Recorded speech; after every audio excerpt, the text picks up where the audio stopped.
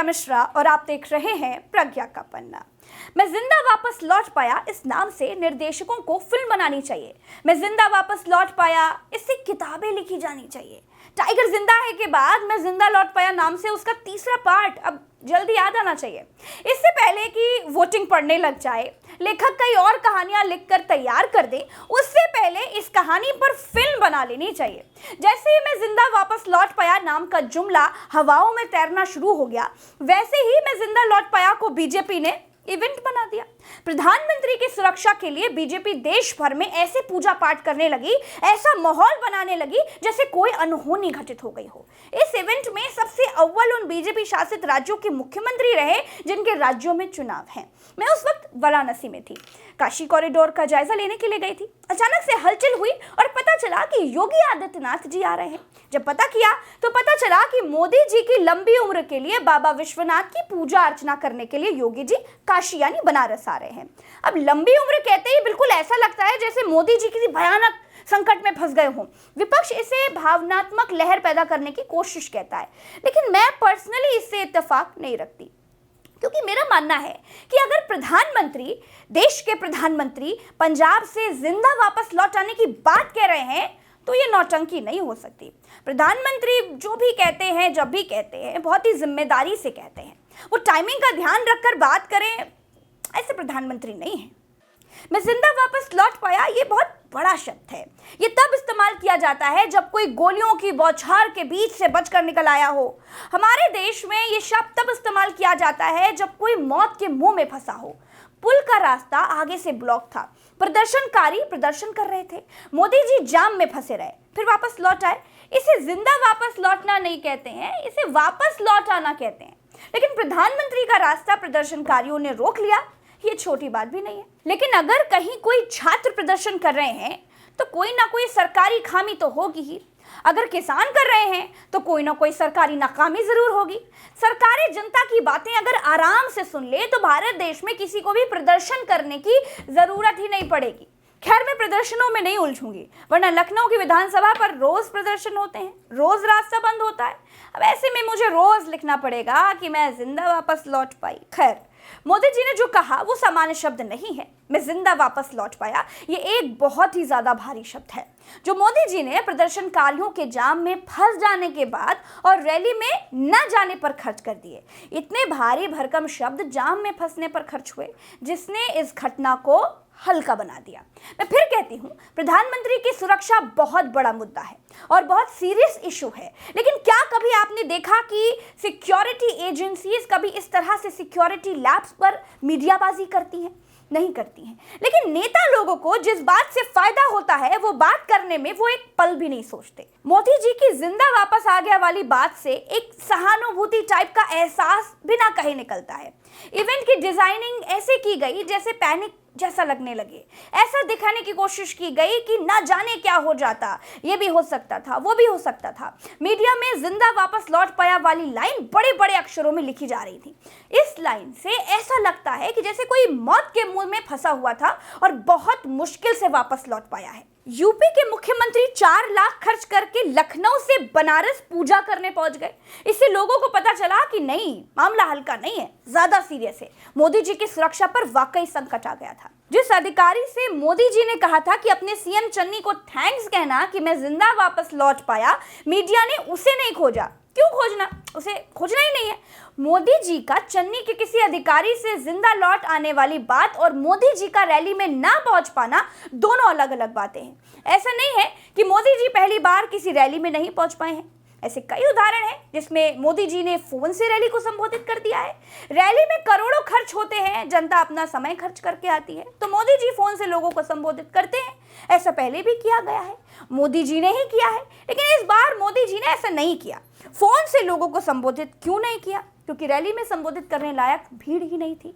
और मोदी जी 7-8 हजार लोगों की भीड़ को संबोधित करें, ऐसे बुरे दिन मोदी जी के नहीं आए। फोन से संबोधित ना करने का ये कारण हो सकता है, और रैली में न जा पाने का कारण आप जानते हैं। गोदी मीडिया की तो छोड़ ही दीजिए, उन्होंने हया शर्म सब बेच खाई है। वो पंजाबी भाषा और तू तड़ाक में अंतर नहीं कर पा रहे हैं। चन्नी के इस भाषण को भारत का नंबर 1 न्यूज चैनल असंसदीय बताता है। बठिंडे एयरपोर्ट पर साढ़े वित्त मंत्री नूं कहंदे चन्नी जी को बोल देना कि मैं जान बचाकर आ गया। ओ यार कोई खतरा तैनूं होया नहीं, तुसी इन्ने जिम्मेवारी पोस्ट ते बंदे हो, थोड़े नेड़े बंदा नहीं कोई आया। जब जबरदस्ती किसी को खलनायक साबित करना होता है और वो खलनायक नहीं होता है तो ऐसी ही फ्रस्ट्रेशन दिखाई देती है। तुसी को गोदी मीडिया बहुत ही बेशर्मी से तू साबित करता है। विश्वसनीयता का संकट ऐसे ही पैदा नहीं होता है। झूठे समाचारों पर लोग ऐसे ही नहीं थूकते हैं। ऐसे ही नहीं लोग आज की तारीख में पत्रकारों को दुत्कारते हैं। ऐसे ही नहीं नंबर 1 न्यूज चैनलों को अपनी माइक आईडी घर में रखकर सामान्य पोर्टल वाला बनकर किसानों के बीच, जनता के बीच रिपोर्टिंग के लिए जाना पड़ता है, क्योंकि सामान्य डिजिटल पोर्टल्स की विश्वसनीयता गोदी मीडिया से कई गुना ज्यादा है। किसानों के प्रदर्शन की वजह से प्रधानमंत्री नरेंद्र मोदी जी रैली करने नहीं जा पाए। एक पुल पर रुके हुए प्रधानमंत्री जी के काफिले को दिखाया जाता है। कई एंगल से वीडियो टहल रहे हैं, लेकिन किसी भी वीडियो में ऐसा नहीं है कि कोई मोदी जी को नुकसान पहुंचाने की कोशिश कर रहा हो या उनके काफिले को नुकसान पहुंचाने की कोशिश कर रहा हो। वीडियो में दिख रहा किसानों का प्रदर्शन चल रहा है और रोड जाम है। बीजेपी के कुछ लोग हाथों में झंडा लिए जिंदाबाद के नारे लगाते हुए भी दिखाई देते हैं। जो काफिले के पास तक आ जाते हैं, एसपीजी यानी स्पेशल प्रोटेक्शन फोर्स खड़ी हुई दिखाई देती है। बीजेपी जिंदाबाद के नारे लगाते हुए लोग बीजेपी के ही थे, इसमें कोई शक शुबा नहीं है, क्योंकि बीजेपी के इस कर्मठ कार्यकर्ता को देख लीजिए, यहां भी देखिए और इधर भी देखिए। जब प्रधानमंत्री का रूट इतना गुप्त होता है कि किसानों को नहीं मालूम हो सकता, तो इतना तो गुप्त होता ही होगा कि बीजेपी के कार्यकर्ताओं को भी नहीं मालूम होता होगा। ऐसा हम मानकर चलते हैं। लेकिन इन कार्यकर्ताओं को किसने बताया कि मोदी जी इसी पुल से निकलेंगे और झंडा लेकर चलना है? यह आरोप नहीं है, यह सवाल है।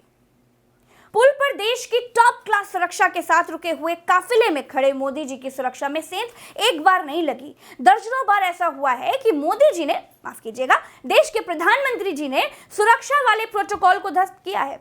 कभी गुजरात वाले सी प्लेन में डीजीसीए की आपत्ति के बाद भी बैठ जाना, कभी मोदी जी बनारस की गली में कार्यकर्ताओं से उनका पगड़ी पहनना। 2017 में मोदी जी बनारस के दौरे पर थे।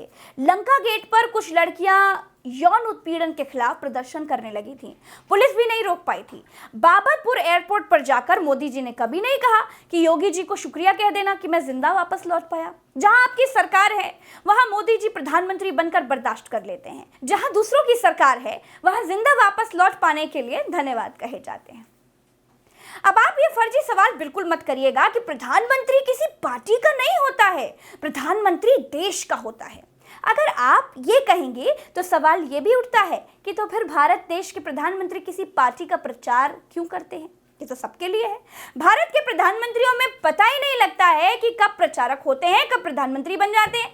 भारत में चित भी मेरी, पट भी मेरी, सिक्का मेरे बाप का वाला खेल चलता है।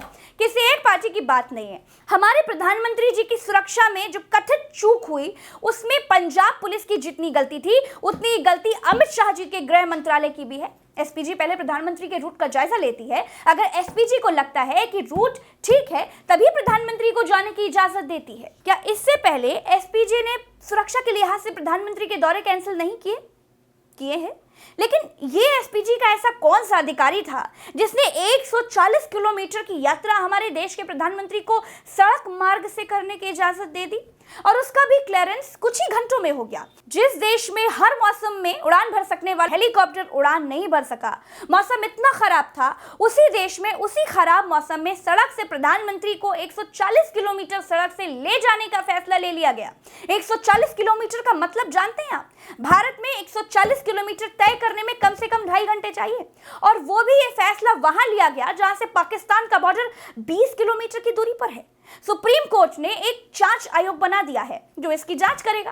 दोस्तों, ये वीडियो बड़ा लंबा हो गया है, आज के लिए इतना ही। चलते हैं। राम राम, दो सलाम, जय हिंद। जानकारी पसंद आई हो तो शेयर जरूर कीजिएगा, चैनल सब्सक्राइब करना मत भूलिएगा। मुझे ट्विटर पर @प्रज्ञा लाइव नाम से खोजकर फॉलो जरूर कीजिएगा। जय हिंद, जय भारत।